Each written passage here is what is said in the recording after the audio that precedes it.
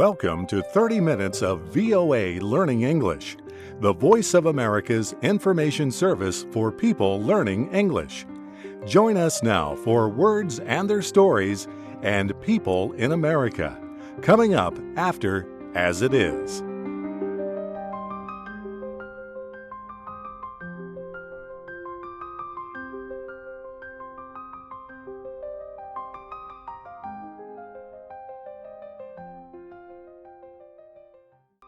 Hello there, and welcome to As It Is. I'm Steve Ember in Washington.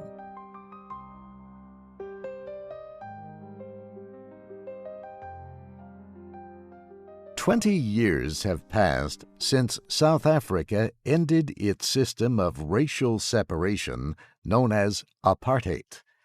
Under apartheid, a white minority ruled the country, while the rights of non-whites were limited.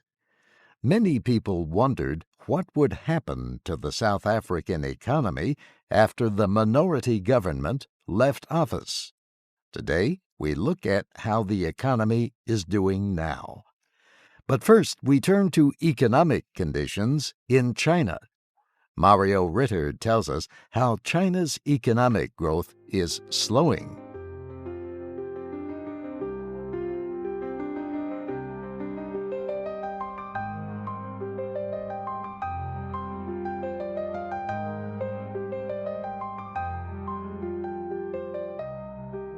For the past 30 years, economic growth in China has lifted millions of people out of poverty. The country is now a world power, second only to the United States. But its growth has slowed, and social problems are increasing. Many people now agree that China must change the economic model it has used since the 1980s. Experts say China has been too dependent on cheap or low-cost labor, cheap exports, and cheap resources like coal to fuel its economic growth. Now, as wages rise, the world economy continues to struggle, and Chinese citizens are increasingly worried about the environment and pollution. Yang Jisheng is a Chinese journalist.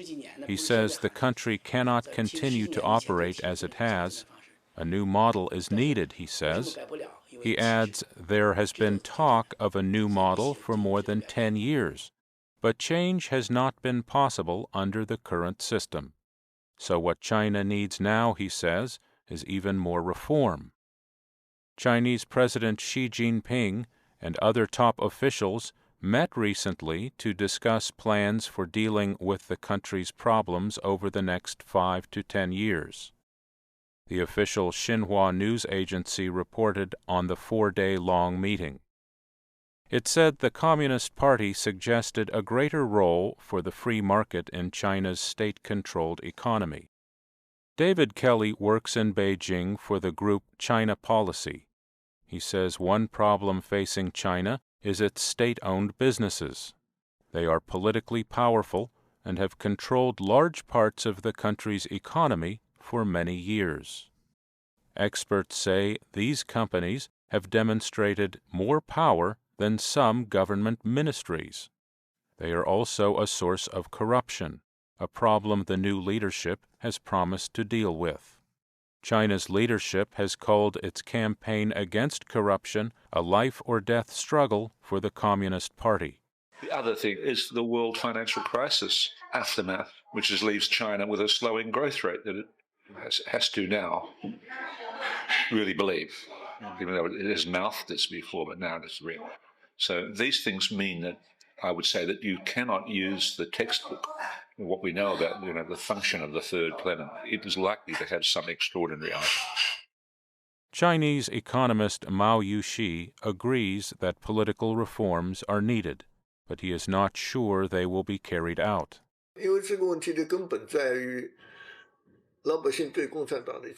Mao Yuxi says the new leadership's efforts against corruption are welcome, but he says the campaign has yet to gain strength. In his words, the real root of this problem is the public's ability to exercise oversight of the Communist Party, and recently the government has been tightening its controls of speech and oversight. I'm Mario Ritter. And I'm Steve Ember. You're listening to As It Is from VOA Learning English.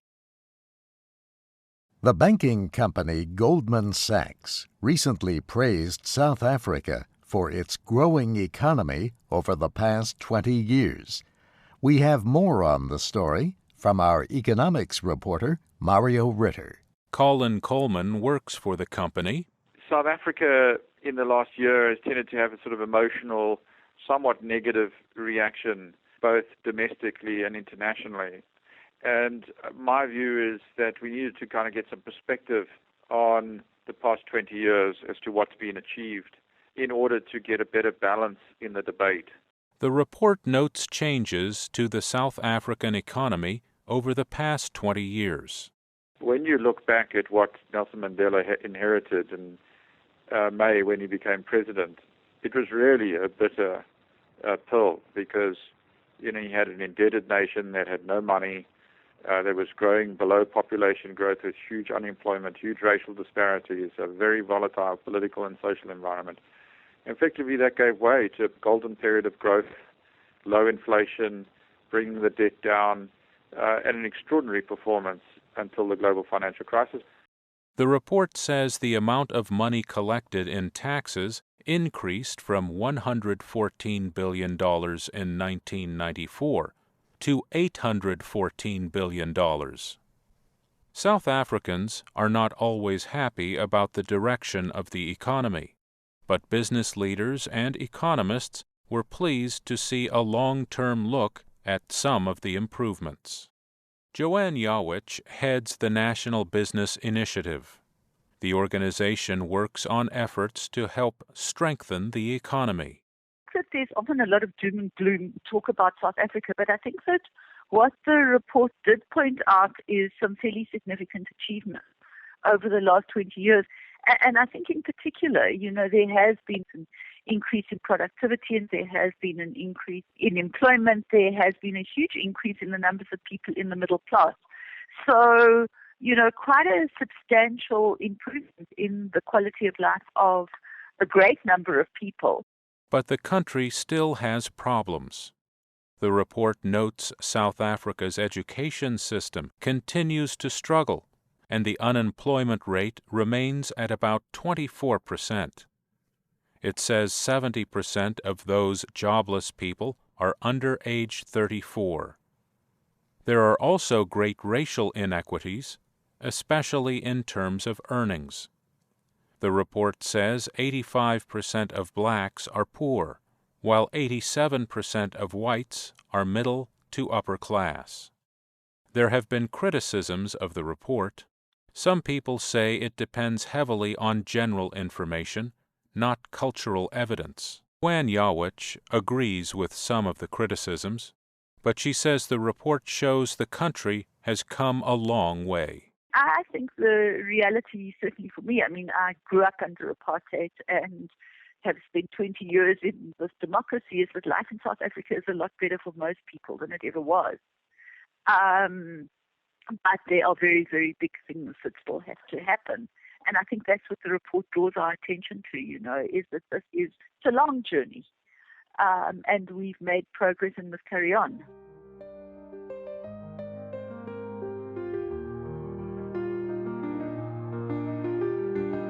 And that's As It Is for today. VOA World News is coming up at the top of the hour Universal Time. I'm Steve Ember. Thanks for joining us, and we'll see you next week.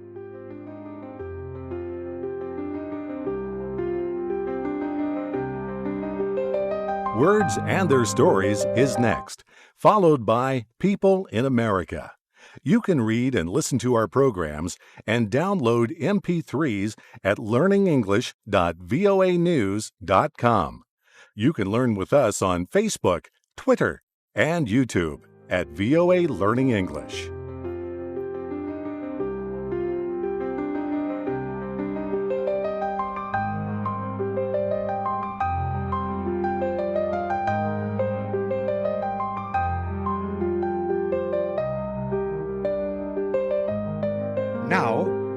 The VOA Special English Program, Words and Their Stories. Every people has its own way of saying things, its own special expressions. Many everyday American expressions are based on colors. Red is a hot color. Americans often use it to express heat. They may say they are red hot about something unfair. When they are red hot, they are very angry about something. The small, hot-tasting peppers found in many Mexican foods are called red hots for their color and their fiery taste. Fast, loud music is popular with many people. They may say the music is red hot, especially the kind called Dixieland jazz. Pink is a lighter kind of red. People sometimes say they are in the pink when they are in good health. The expression was first used in America at the beginning of the 20th century. It probably comes from the fact that many babies are born with a nice pink color that shows that they are in good health. Blue is a cool color. The traditional blues music in the United States is the opposite of red-hot music. Blues is slow, sad, and soulful. Duke Ellington and his orchestra recorded a famous song, Mood Indigo, about the deep blue color indigo. In the words of the song, "You ain't been blue till you've had that mood indigo. Someone who is blue is very sad." The color green is natural for trees and grass, but it is an unnatural color for humans. A person who has a sick-feeling stomach may say she feels a little green. A passenger on a boat who is feeling very sick from high waves may look very green. Sometimes a person may be upset because he does not have something as nice as a friend has, like a fast new car. That person may say, "He is green with envy." Some people are green with envy because a friend has more dollars or greenbacks. Dollars are called greenbacks because that is the color of the backside of the paper money. The color black is used often in expressions. People describe a day in which everything goes wrong as a black day. The date of a major tragedy is remembered as a black day.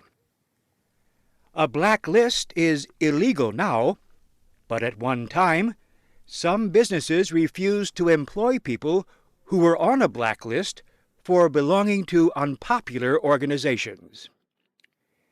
In some cases, colors describe a situation. A brownout is an expression for a reduction in electric power.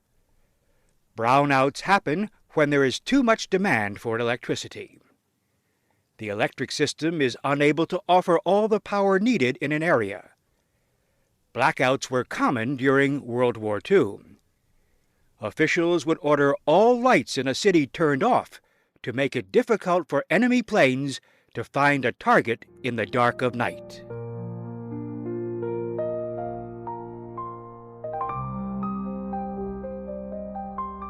I'm Warren Shear. Listen again next week for another Words and Their Stories program in special English on The Voice of America.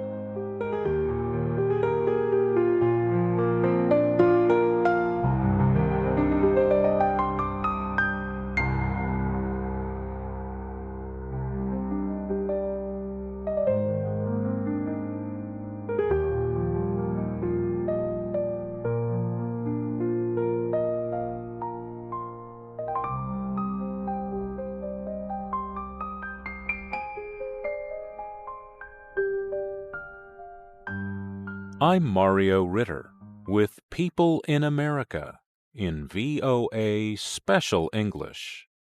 Today, Jim Tedder tells about modern dancer Isadora Duncan.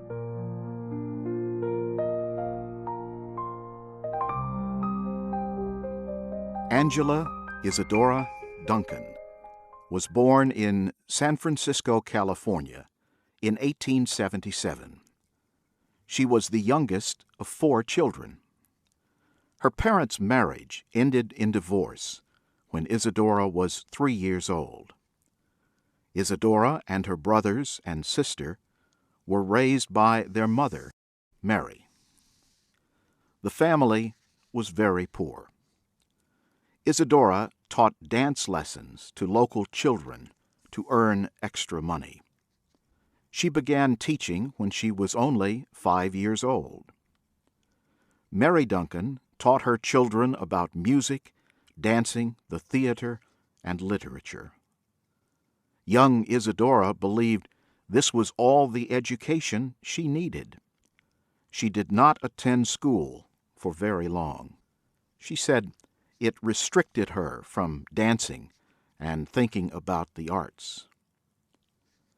Isadora wanted to make dancing her life's work, and she wanted to live by her own rules, not by what other people thought was right or wrong.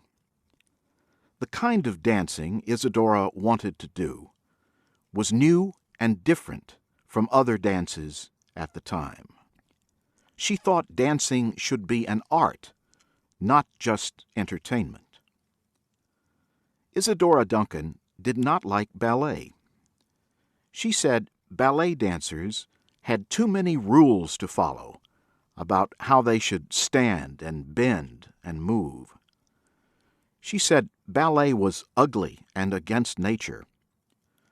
She wanted her modern dance style to be free and natural.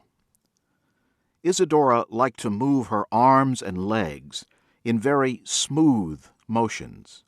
She said this was like waves in the ocean or trees swaying in the wind.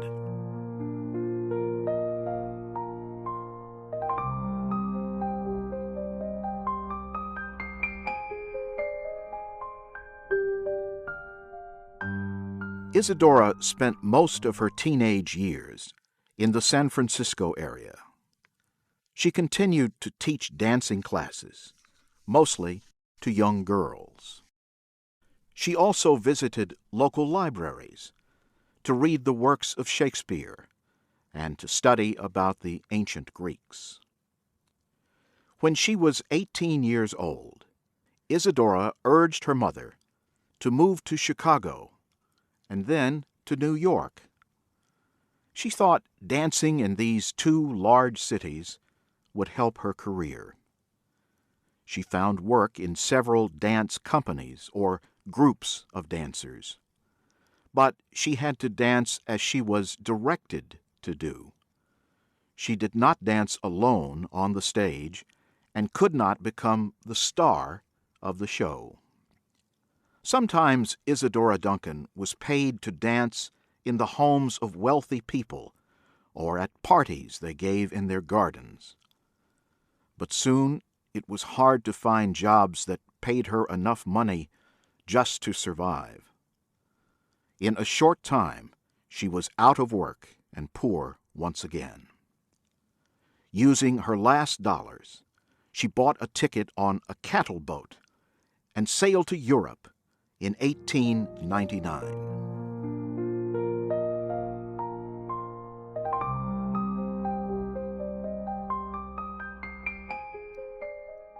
Isadora Duncan arrived in London. She visited the British Museum every day for several months. She studied Greek vases and sculpture with their images of ancient Greek women dancing. In 1900, she danced for a large audience at London's Lyceum Theatre. The people liked what they saw.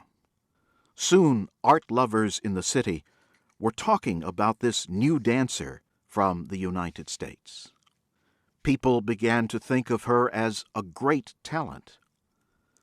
Isadora Duncan began using the music of Chopin, Strauss, Tchaikovsky, and Wagner in her performances. Her fame and wealth began to grow. When she danced, Isadora Duncan wore very thin clothing. Sometimes she dressed in long white tunics, the kind of clothing worn by ancient Greek women. She wanted people to see her body as she skipped, jumped, and ran barefoot across the stage. Some people criticized her for doing this. They thought it was not moral to dress this way. At the time, most women wore dresses that covered as much of the body as possible, especially the arms and legs. Isadora Duncan moved on to Paris, Berlin, Vienna, and the other great cities of Europe. She danced and opened dancing schools. Newspapers wrote about her. Artists created sculpture, jewelry, photographs, and paintings of her. And by 1910, Isadora Duncan had become the most famous dancer in the world.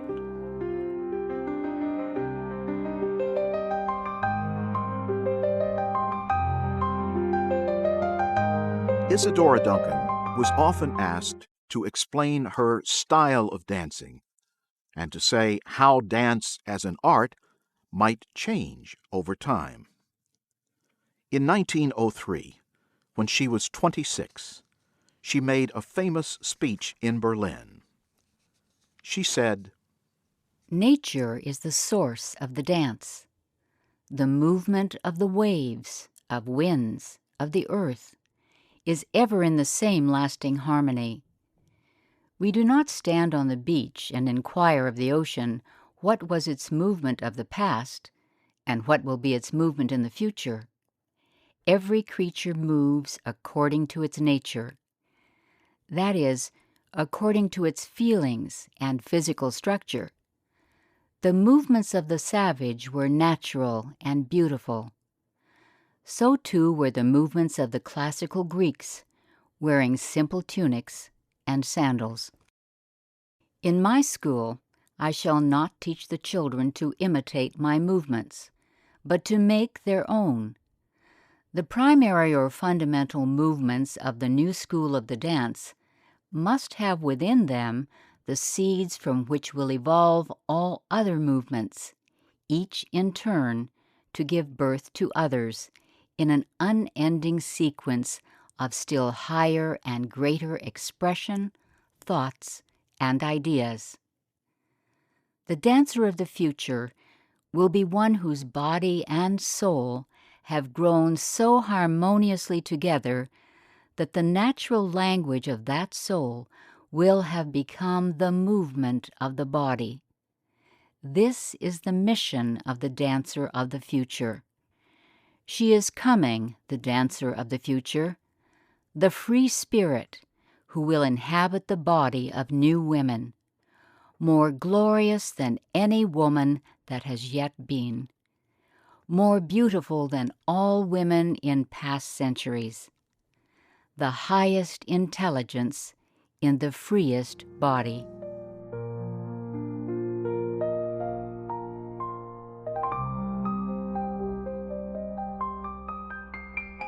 Isadora Duncan had very liberal ideas for the time. She believed in equal rights for women. She did not think a couple had to be married to have children.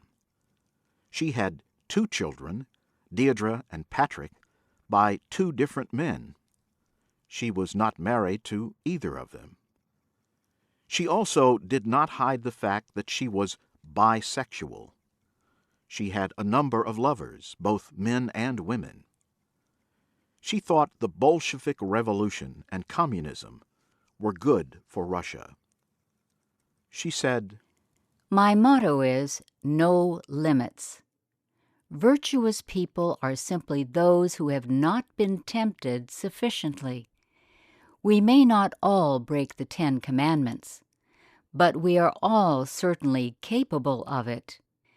Within us lurks the breaker of all laws, ready to spring out at the first real opportunity. You were once wild. Don't let them tame you. Isadora Duncan is remembered as the mother of modern dance, but she is also remembered for the tragedy in her life. In 1913, Isadora's 2 children, Deirdre and Patrick, along with their nurse, were drowned in the Seine River in Paris. The car they were riding in had stopped running. The driver got out to fix the engine, but he did not set the brakes.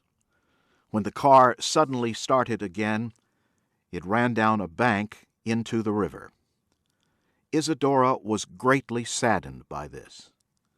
For a while she thought she would never dance again. In 1922, she married a Russian poet named Sergei Yesenin. He was almost 20 years younger than she was.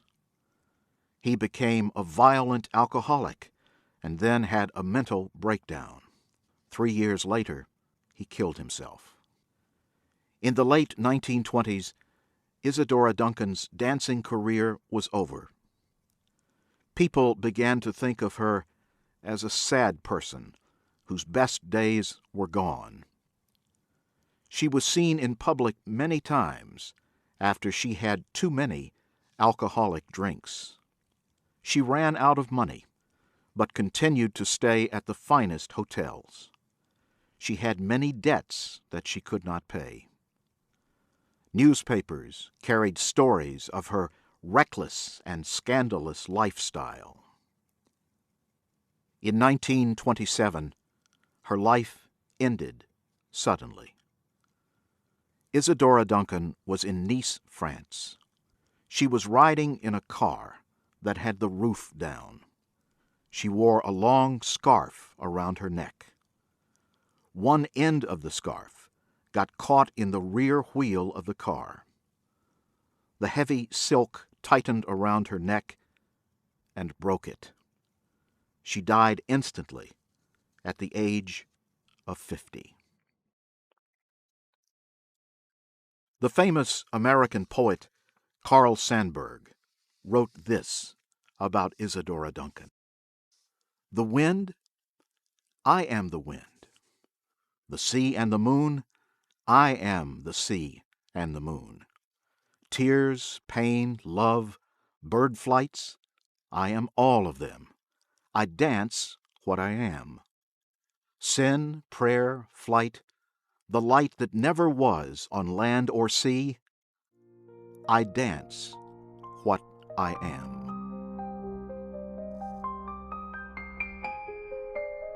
This program was written and voiced by Jim Tedder. It was produced by Dana DeMange.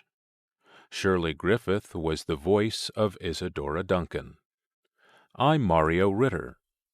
You can find transcripts, MP3s, and podcasts on our website, voaspecialenglish.com. Join us again next week for People in America in VOA Special English.